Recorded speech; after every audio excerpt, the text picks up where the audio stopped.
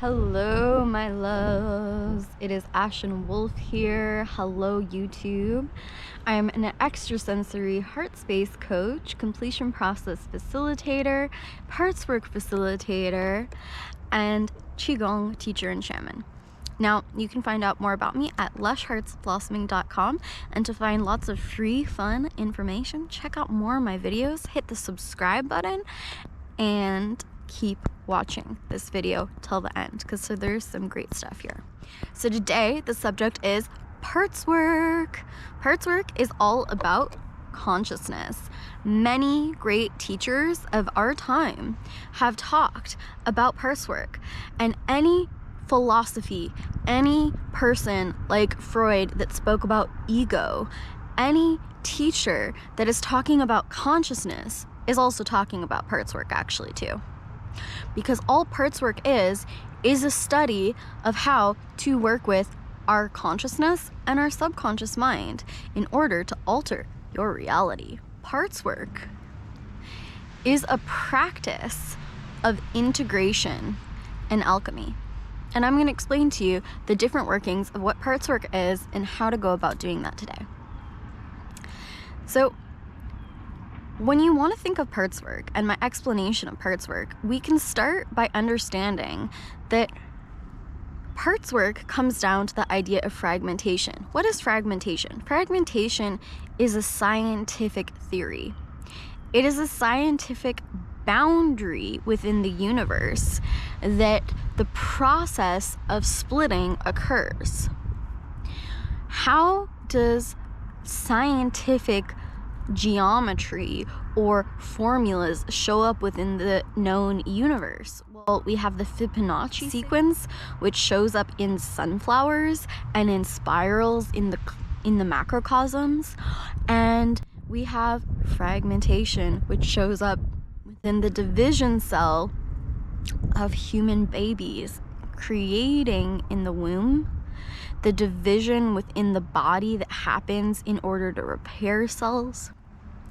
A splitting occurs all over this universe where one main cell gets split off again and again and again, and the consciousness fragments itself into multiple versions of that original cell. Our consciousness is doing the same thing. How do we know this? Because of trauma, because of our different personalities. Have you ever had a bad day and you turned into a completely different person? Have you ever been around one person and you're just aggressive and you don't want that person around you, and then you go around another person and you're like, ooh, come closer, be with me, right? We go into different personalities and different protective aspects of ourself, of our consciousness, of our psyche, depending on what circumstance we're in, depending on who we're around. Some people are different in social situations, some people are different in an isolated situation, right? We go into these different conscious aspects of ourself, and the reason is because of fragmentation. The reason is because just like a cell splits itself off in order to repair, when our consciousness was wounded or our consciousness went through stress, it decided, I better split myself. It decided that fragmentation was the way to go, because within the known universe, the world is always mirroring itself, and it's always mirroring the systems in which we work. The system is this: when I'm going through stress, when I'm going through something that I can't deal with, my consciousness is going to fragment itself. It's going to split itself into a completely different world. It's going to isolate itself into a completely different aspect of that one system, right?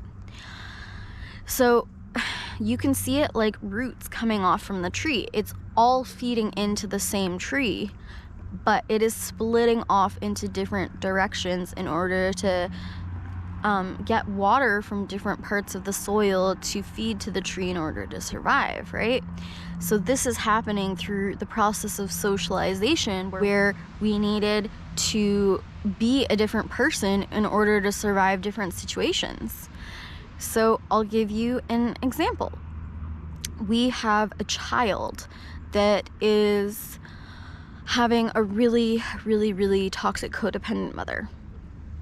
And this child, Amanda, is realizing that it's not safe to be herself in this situation with mom, because mom wants her to be a doll that is completely obedient to her and is completely focused on loving mom at all times. And so when Amanda has a feeling of independence, or has a feeling of not wanting mom around, or has a boundary with mom, that boundary is not respected. And so Amanda needs to split in a couple of different ways to cope with that situation. One way she splits her consciousness is to create an aspect that is an aggressive protector part that yells at mom in order to defend herself when she's not allowed to have a boundary, when she's not allowed to have independence, when she's not allowed to have freedom, when she's not allowed to have a separation from mom. A protector part that can't stand this and is capable of speaking up and saying, hey, listen here, this is not okay. Because Amanda was never heard if she didn't yell. And Amanda wasn't able to deal with the situation if she stayed in her good girl aspect. Another aspect split in a way where she decided, okay, then I don't get to have my own boundaries. So another protector part formed that was capable of being someone that didn't need to have boundaries from mom, and that was the good little girl that was completely just there to survive and be in love with mom. And this was an aspect that came out in order to survive situations where she needed mom's approval and she needed mom's support in order to get her needs met and in order to survive as a child under mom's care. The vulnerability is the accumulation or the core aspect of Amanda that existed before she ever experienced mom's toxic codependency, before she ever experienced, I don't get to have a boundary. This is the core truth of who Amanda is within herself. And this vulnerability, this aspect that didn't need to be either aspect, either polarity, but that's just got to be who Amanda is at her core, at her heart, with all of her needs intact, with her love for mom and her need for space for mom. And that is the core vulnerability, the core truth of Amanda's internal intelligence. Now, fragmentation occurs, for the most part, in childhood, because when the inner child didn't understand how to take things in a logical adult manner, she needed to create this aggressive protector part and this goody two-shoes protector part because it's all she knew how to do. In early childhood, we fragment the very most, and we continue to re-experience the fragmented aspects of self through adult situations and through situations that occur again and again and again. The universe has an innate desire for us to become whole, for our consciousness to become whole, for our emotional system to become whole. Because at the core of the universe, there is only wholeness. There is only unity. There isn't that separation, right? And so it's in the universe's best interest for us to actually integrate. I'll give you an example. A young child gets molested by her uncle, and then she goes to school and she gets molested by the little kid who senses a vulnerability and a powerlessness within her because of that molestation, that he then decides, now I'm going to do this to you. And then she gets molested again later on in high school when she goes to a party and a guy thinks it's appropriate to grab her ass and make these situations continue to show up again and again and again in order for this young child to revisit these original traumas and these original experiences she had around her sexual assault. And she has to revisit these experiences in order to find that wholeness, in order to find that integration, in order to figure out who the hell she is. Parts work is so innately important because it works with the subconscious mental aspect of the mind in a way that allows us to speak to the mental aspects or the mental consciousness of these parts that decided different things and that have different best interests. So, for example, you might have an aspect of your consciousness that, because of grandma's Christian beliefs, and because sexuality and sex was wrong in the eyes of the church and in the eyes of grandma growing up, you might have a part that believes that sex is just to please the man in the situation, that sex is dirty and wrong, that you can't get pleasure from sex. Because that consciousness exists within you, you're going to go through situations in your life where you can't seem to have a positive sex life. It's subconscious, so that little girl doesn't know that she believes that stuff, and her conscious mind doesn't believe it at all. But because a subconscious aspect of her does believe that that's the case, she's going to go through situations where she's having a horrible sex life, where sex doesn't seem to work for her. And in fact, she can't even seem to please the man in this situation because she has parts of her that aren't on board with sex being only about pleasing the man. Her parts are in conflict. We also have aspects of these parts that are in conflict with each other. Just like in the example with Amanda, we had different opposing polarities. One decided, I'm gonna please mom, and one decided, I'm gonna learn how to figure out how to oppose her.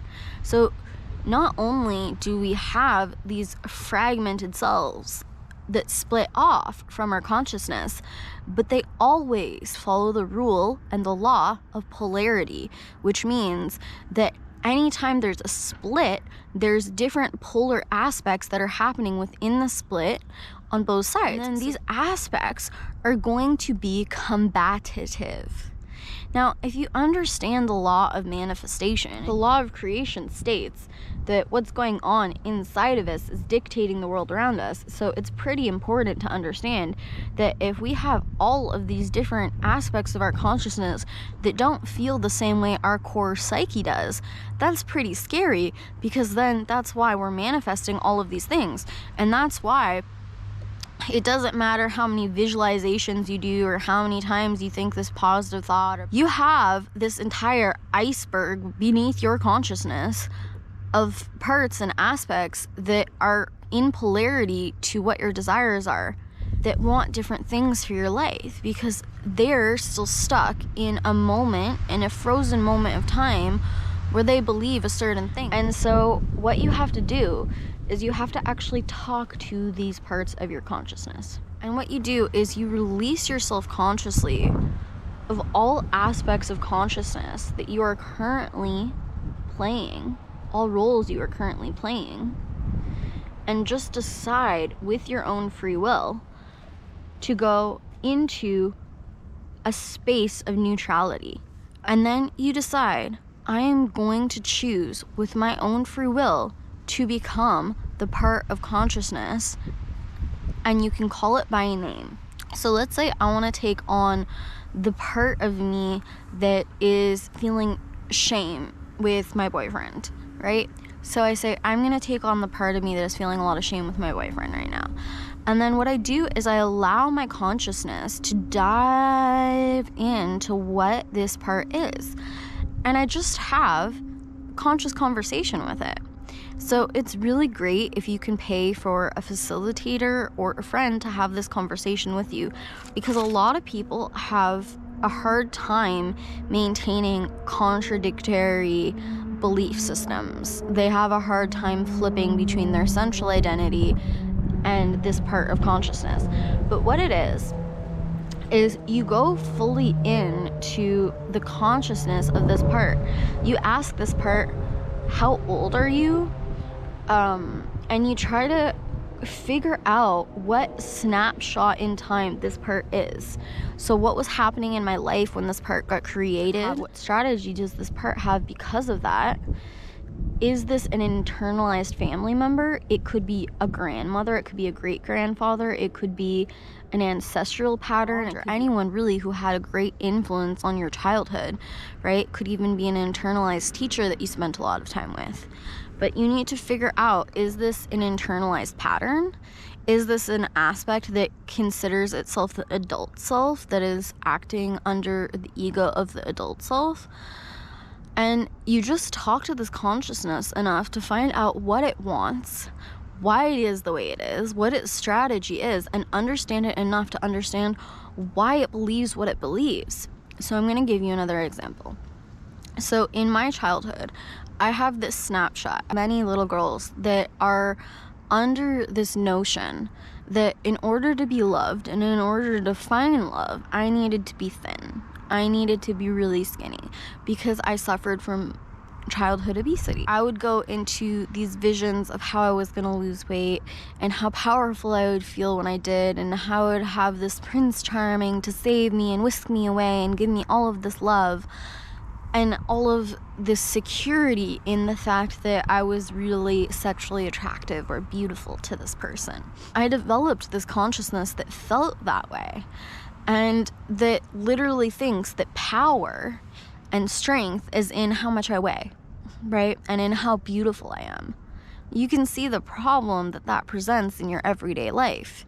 And so this part of consciousness comes in to tell me that I'm not powerful enough because of I look this way or I have this weight on me right now.